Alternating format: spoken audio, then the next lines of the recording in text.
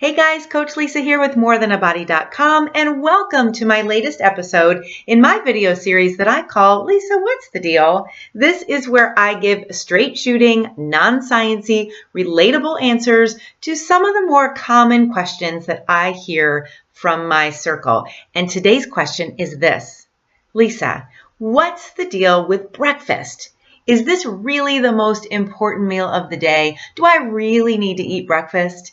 You know, over the years, I've had many clients say to me, Lisa, I just can't stomach breakfast, but I force myself to eat it because I heard that it revs up my metabolism and I have to have it. So in this short video, I'm going to answer that question, and I'm going to give you an even more important question that you should be asking yourself. So by the end of this video, you will be breakfasting. Is that a word? It is now. You will be breakfasting like a pro, I promise you. So let me make this really, really simple for you. When you are hungry, eat breakfast. The word breakfast means to break your fast. You could break your fast at 8 a.m. or you could break it more around lunchtime. Eat breakfast when you are hungry. There is no clear evidence that either supports or refutes the need for breakfast within a few hours of waking. So say it with me.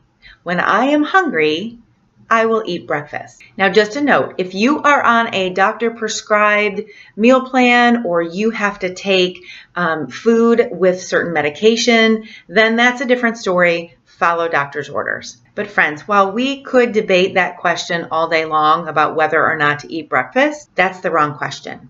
Instead of asking, is breakfast the most important meal of the day, you need to be asking, what foods am I breaking my fast with? This is the most important question. And before I answer that, let me give you a real life example from my life. So back when I worked in corporate America, every morning, I swear for more than like 10 years, I would have a bagel and low-fat cream cheese for breakfast. It was easy to grab and go while I was getting the kids ready, and I could eat it on my way to work or right when I got to my office. So low-fat bagel, low-fat cream cheese every morning for breakfast. By like 10 o'clock, 10:30, I was starving, and I was walking around the office to see if I could get a coworker to go to lunch with me by 11, no later, because I couldn't wait anymore. I couldn't concentrate. I was starving. So we'd go to lunch pretty early, like 11, and then around 2 o'clock in the afternoon, again, I'd have an energy dip and couldn't concentrate, and I needed a snack. And luckily, I had a lady that worked close by to me for many years who always had cheese crackers at her desk. Oh, and I loved those cheese crackers. Like, especially at 2 o'clock in the afternoon, that was like all I could think of were these cheese crackers. So I would have some of her cheese crackers, and then I would usually have like a little sweet treat that somebody else had at their desk. And then by the time I got home from work, you know, say 6 o'clock, I was usually wanting to snack while I was eating dinner. And the dinner I was making usually included a protein, a veg, and of course a carb, a rice, a potato, a pasta. So I would put all that in my belly. And then the next morning, I would start the whole cycle again with that bagel. I share this because probably like you, back in the day, I was told that having this bagel with low-fat cream cheese was a great way to start my day and to get my metabolism going. Little did I know that I was setting myself up for blood sugar highs and lows throughout the day, thus hunger and cravings, especially cravings for nutrient-void quick carbohydrates. But now I know better, and I know what was happening inside my body. So let me explain that to you just really quickly. So when you eat sugar, and yes, a bagel is sugar, your blood sugar rises, obviously. And so insulin has to come along to the party and shuffle that sugar out of your blood. Once it does that, very soon after, you get cravings and hunger because your body wants that little hit of sugar again. So thus, the cycle repeats itself. You go for the sugar, the insulin rises, the blood sugar goes down, and the whole cycle continues. So my friends, hear this loud and clear. When you're trying to create new healthy eating habits, It has very little to do with your willpower and a lot to do with your biological response to the types of food that you're eating. And this is especially troublesome if you start your day like that. So other seemingly healthy breakfast foods that might have the same effect, I wrote them down so I wouldn't forget. A granola bar, a fruit smoothie, whole grain toast with some low-fat peanut butter, although that's not the worst choice, but it definitely would spike your insulin. Conventional flavored yogurt with fruit. Even oatmeal, my friends, is going to spike your insulin. And most especially, any kind of cereal with skim milk. That is just sugar in a bowl. It's like having ice cream for breakfast.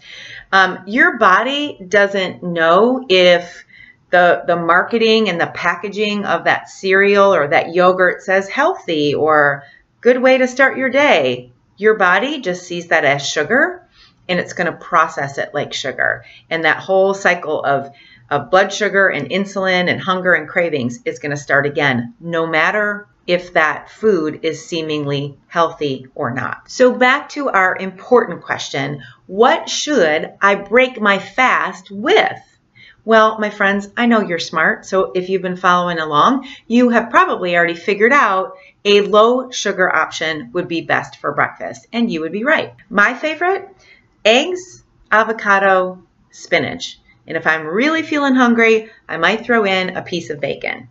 And usually I don't eat lunch until maybe about 11 or 12, like noon, unless I've had a hard workout that morning and then I'm hungrier a little bit earlier. So I'll pay attention to my hunger. Other choices that are low in sugar, again, I wrote these down so I wouldn't forget. A low sugar protein shake, especially if you're on the move and you need something to go. A green smoothie, low sugar protein bar, even just a handful of nuts. Or a few spoonfuls of nut butter if you're really in a hurry and breakfast is not your thing. Of course, you could turn breakfast into lunch and have like a really good Cobb salad if you're eating more around lunchtime. As long as it's low sugar, the possibilities are really endless, so you can get creative. Now, inspired by several of my clients who really do need a low sugar grab and go breakfast because they're busy with kids or with work or both, I have created a free PDF download on how to make over your breakfast smoothie. That traditional breakfast smoothie that maybe you've been making for years or that you find on some recipe board, I have made it over to be just as tasty, but low on your insulin and low on sugar. So if you would like to grab that, just put in your information and I will email that to you. You can find the link below. So that's it, my friends. For optimal health, and especially to encourage body fat burning, which yay, who doesn't want that, right? Eat a breakfast when you are hungry that is low in sugar. I don't know how much more simple we can make it. Of course, I'd be happy to answer any questions you might have, so feel free to comment below if you are watching this on YouTube. And if you like this video and would like to see more, click on the like button and share it with your friends if you think they might like it. Of course, you can always subscribe to the channel as well. So thanks always for taking a few minutes to spend some time with me, and I will see you next time.